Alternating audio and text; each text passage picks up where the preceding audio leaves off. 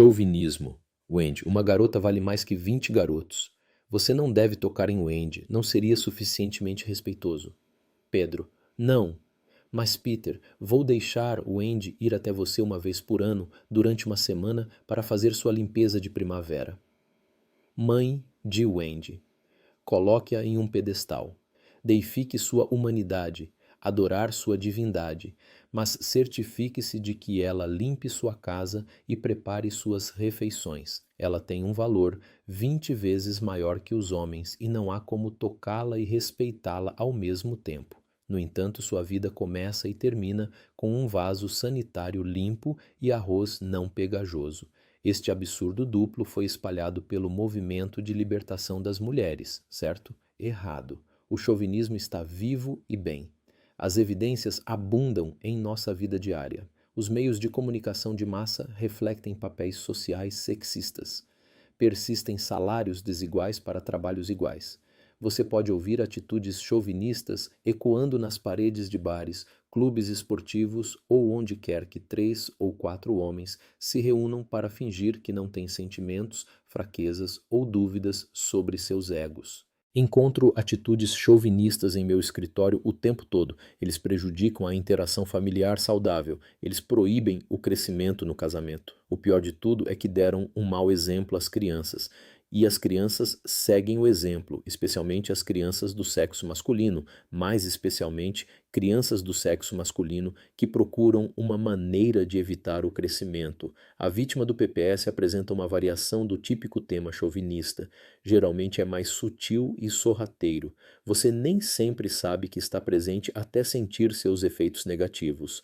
Lembro-me de um jovem que falou sobre ter um relacionamento afetuoso e compartilhado com sua namorada.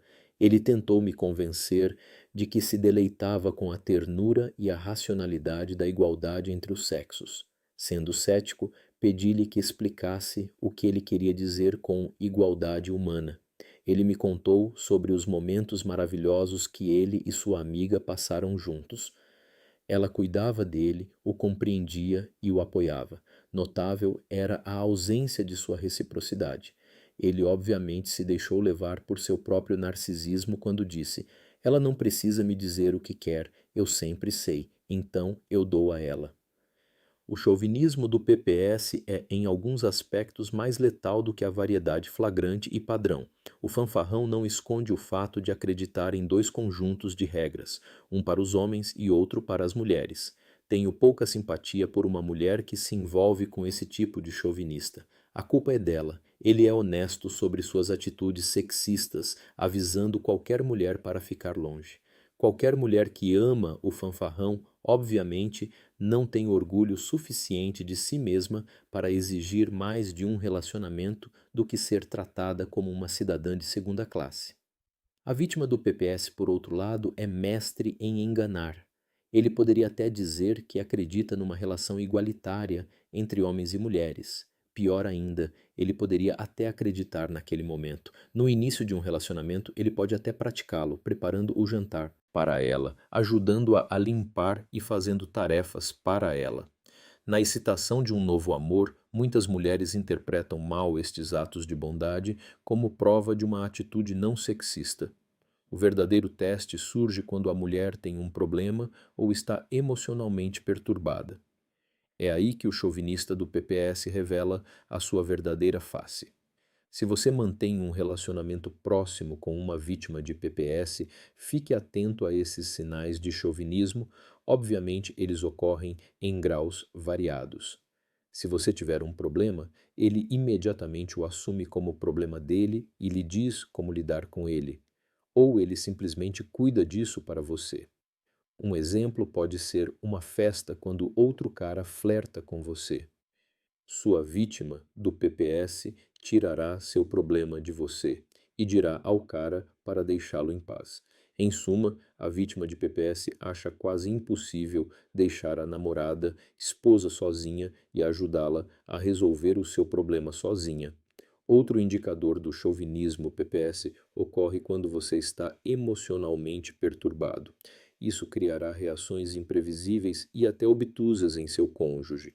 Ele ficará chateado com você Por ser muito emotivo e considerando sua preocupação como boba, exigirá que você pare com isso imediatamente. Muitas mulheres reprimem suas emoções até que o cara vá embora, apenas para manter a paz com ele.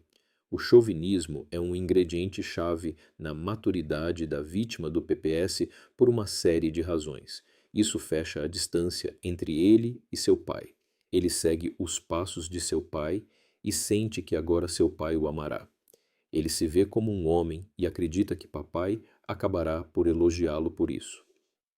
Isso explica sua raiva e culpa em relação à mãe. Seu chauvinismo descarta as reclamações de mamãe como uma inclinação infeliz, mas natural, das mulheres. O chauvinismo responde às incômodas dúvidas associadas à sexualidade do homem. Ele decide que suas inadequações sexuais são, na verdade, culpa da garota. Ela tem problemas sexuais, não ele. Ele conclui que o problema é que as mulheres aproveitam sua generosidade e bondade. Isso, por sua vez, aumenta sua insensibilidade. Isso cimenta seus relacionamentos com outros homens, pois define sua masculinidade. Também lhe dá a oportunidade de encontrar um trabalho estável no mundo dos homens, onde os seus problemas com as mulheres são partilhados pelo seu chefe e colegas de trabalho. Finalmente, e talvez o mais importante, o chauvinismo é a forma como a vítima do PPS finge que é adulta. Isso deu uma consistência geral à sua vida de fingimento e negação. De mãos dadas, o narcisismo e o chauvinismo dão-lhe uma atitude egoísta que está enraizada no auto-engano. Seus preconceitos tornam-se sabedoria, sua rigidez, compreensão e sua insensibilidade, mundanismo. É incrível como uma criança gentil e sensível pode se transformar em um monstro social. Na verdade, quanto mais sensível ele era quando criança, mais arraigado estava o chauvinismo no homem. Isso realmente não deveria ser uma surpresa. Depois de compreender a insegurança emocional associada à solidão e ao conflito sexual, e ver como o narcisismo permite à vítima desculpar as suas deficiências, a emergência do chauvinismo como o sintoma final do PPS faz sentido. É o resultado lógico, embora irracional, de uma luta que vem acontecendo durante a maior parte da vida do homem. Para completar a sua compreensão do chauvinismo das vítimas do PPS, tenha em mente que a atitude sexista não é tanto um ataque às mulheres, mas uma defesa contra a rejeição. É mais uma de uma longa lista de mentiras perpetuadas pela vítima para se sentir justificada em viver da maneira que vive. O que você deve esperar é que em algum lugar por trás da negação e das projeções esteja uma pessoa que esteja consciente de que, embora seu corpo tenha chegado à cabeceira da mesa, sua mente ainda está no cercadinho. Idade de pico 21 a 22 anos leva tempo para que o chauvinismo se torne parte da vida diária da vítima. O lado positivo deste facto é que os entes queridos têm anos para identificar o sexismo e enfrentá-lo. Não aparece apenas um dia e fica lá para sempre. Embora seja difícil designar uma idade máxima para os sintomas sobrepostos de irresponsabilidade, ansiedade e solidão, é relativamente seguro dizer que o chauvinismo geralmente se manifesta por volta dos 20 e poucos anos da vítima. Escolho dos 21 aos 22 anos como idade máxima por vários motivos. Primeiro, a sociedade designa os 21 anos como a maioridade oficial. Quando um jovem chega lá, espera-se que ele se comporte como um adulto. Se ele for vítima de PPS, ele não terá habilidades adultas e precisará de um método para camuflar suas deficiências. O chauvinismo fornece essa máscara. Em segundo lugar, a vítima tem sentido muita dor na vida e gostaria de se livrar dela. O chauvinismo permite-lhe explicar a sua dor culpando outras pessoas, especialmente as mulheres. Finalmente, o estabelecimento bem-sucedido de algum grau de narcisismo na vida da vítima, 1 ou 2 anos antes, leva-a ao chauvinismo. Os dois tendem a ser companheiros confortáveis. Uma vez que o jovem tenha projetado suas inseguranças em outras pessoas, é provável que se siga uma devoção irracional à sua masculinidade. Ele não é o homem com que casei. Todos os modos de Jennifer eram apologéticos e cheios de culpa. Olhos baixos, cabeça baixa, voz suave. Eu não deveria estar aqui, disse ela. Estou tão bravo comigo mesmo por não ser capaz de lidar com isso. Eu não deveria ter que falar com alguém sobre isso. Por que você simplesmente não me diz o que há de errado? Eu disse. Sou eu. Ela olhou fixamente para a frente. Simplesmente não estou me adaptando bem à vida de casado. Fiquei em silêncio e ela continuou. Estou amargo e desapontado. Perdoe minha linguagem, mas estou me transformando em uma vadia. De que maneira? Parece que estou sempre chorando ou reclamando. Acuso Mark, esse é meu marido, de não me amar, de trabalhar para ficar longe de mim, de gostar mais dos amigos do que de mim. Isso não é terrível? Por que é terrível? Estou arruinando o nosso casamento. Só estamos casados há 10 meses e já estou destruindo todos os meus sonhos. Não quero ser uma mulher divorciada. O que faz você pensar que está se divorciando? Eu perguntei gentilmente. Mark não quer mais ficar perto de mim e não posso culpá-lo. Ele trabalha muito e precisa de tempo para relaxar, mas quase nunca o vejo. Quando digo a ele como me sinto, ele apenas diz que estou com ciúmes. Peço a ele que passe mais tempo comigo, e ele diz que precisa trabalhar para economizar dinheiro suficiente para que possamos começar uma família. Mas eu não quero uma família ainda.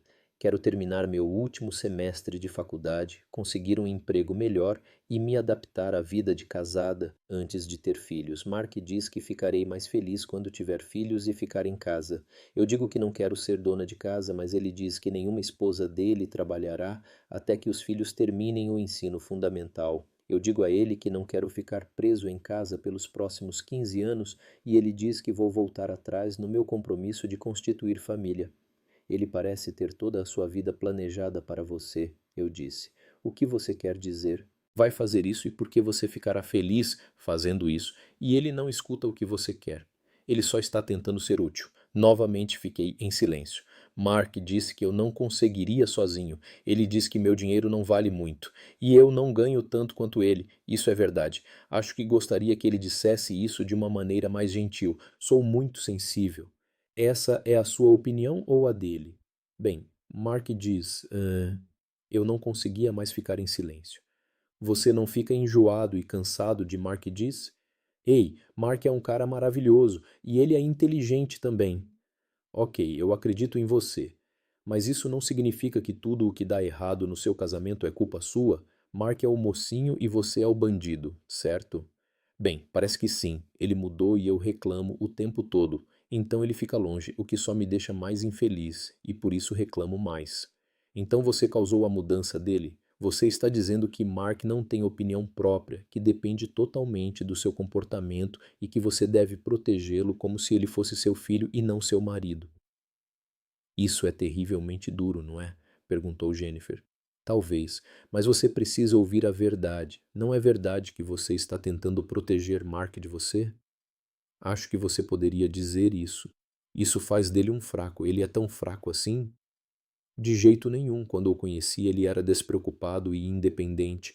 Ele nunca se preocupou com o trabalho, tocávamos o tempo todo. Meus pais até pensaram que ele nunca teria sucesso por causa de sua preguiça, mas nos divertimos. Ele pode ter sido um pouco imaturo, mas não fraco. Ou, hesitei para ter certeza de que ela me ouviu.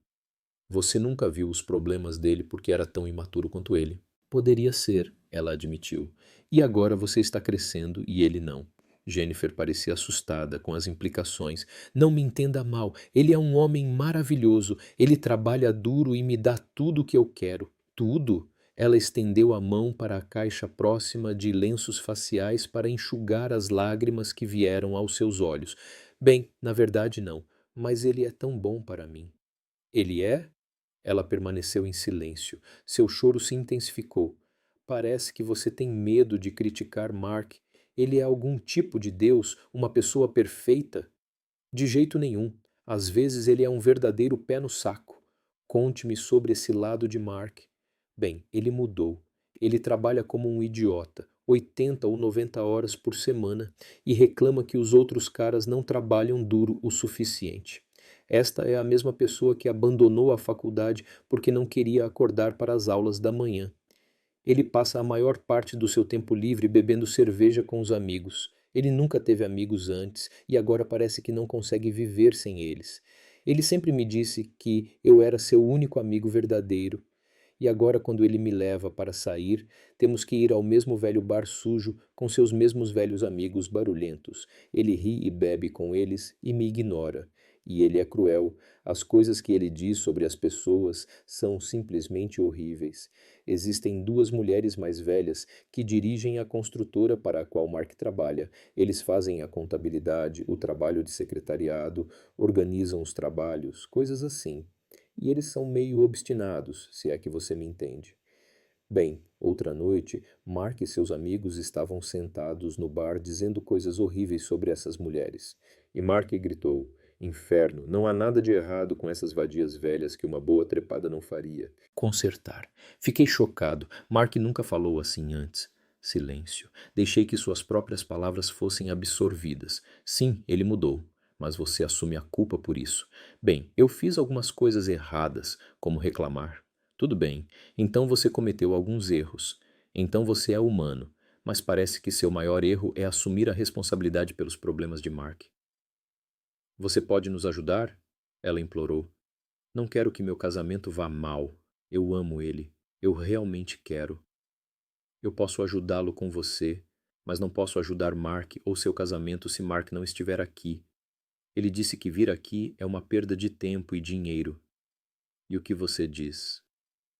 Não é um desperdício se isso ajudar o nosso casamento. Ele virá. Acho que ele virá se eu pressioná-lo o suficiente. Vou ter que importuná-lo com isso e então ele virá. É assim que você faz com que ele faça as coisas para você? Sim, mas nem sempre funciona. Por exemplo, eu estava implorando para ele passar um fim de semana prolongado, só nós dois, e no fim de semana passado planejamos ir. Mas o que ele fez? Ele convidou dois de seus amigos para acompanhá-lo, e ele não me contou até o último minuto. Acabei passando o fim de semana conversando com outras duas esposas enquanto Mark e seus amigos brincavam e bebiam. Eu o odiei por isso. Odiá-lo me assustou. Foi por isso que finalmente decidi ligar para você. Não quero odiar meu marido. Você acha que ele virá me ver? Sim, ele virá, uma vez pelo menos. Ele provavelmente lhe dirá que não teríamos problema se eu parasse de reclamar. Você pode parar? Talvez, mas eu não conseguiria nada do que queria. Você realmente gosta de conseguir o que quer dessa maneira? Eu não estaria aqui se fizesse isso. Ela havia chegado à sua própria conclusão. Portanto, não há nada a perder exceto turbulência desnecessária, eu disse. Se você parar de reclamar, Mark terá que enfrentar seus próprios problemas. Então o que eu faço?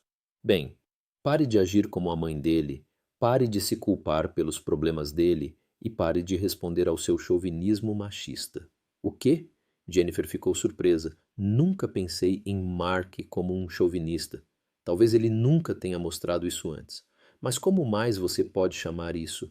Ele estabelece padrões duplos de conduta, complementados com insensibilidade e comentários sexistas cruéis. Ele define o seu papel, obriga-se a se tornar um workaholic para demonstrar sua superioridade e então confina você a uma posição de ficar em casa enquanto jura lealdade aos seus amigos que bebem cerveja. Deus, parece terrível quando você diz isso. Mas não gosto do chauvinismo e tenho uma forma agressiva de enfrentá-lo. Se Mark parar um momento para me ouvir, ele verá seu chauvinismo e acabará com ele antes que piore. E você pode ajudar. Eu? Sim. Não seja a mãe de Mark, nem uma mártir, nem uma garotinha má e cheia de culpa. Apegue-se às suas esperanças e sonhos e recuse-se a participar do seu chauvinismo. Se você ama Mark, não se afaste dele até que você tenha dado ao seu casamento a melhor chance que você tem. Ela assentiu. Mas e se ele não voltar para ver você de novo? Sim e se. Então eu vou amá-lo cada vez mais. Faz apenas alguns meses, há muito tempo para voltarmos a ser como éramos. Duvido que algum dia você seja como era. A esperança é que você se torne mais do que deseja ser. Quando ela saiu do meu escritório, Jennifer fez uma pausa e disse: Por favor, não o machuque. Sorrindo, dei-lhe uma piscadela e disse: Sim, mãe. Ela começou a rir. Oh, droga, eu fiz isso de novo. Dei-lhe um tapinha gentil no ombro. Não se condene, Jennifer. Apenas fique com o amor e vá em frente. O amor pode vencer o chauvinismo em qualquer dia da semana e 2 vezes no domingo.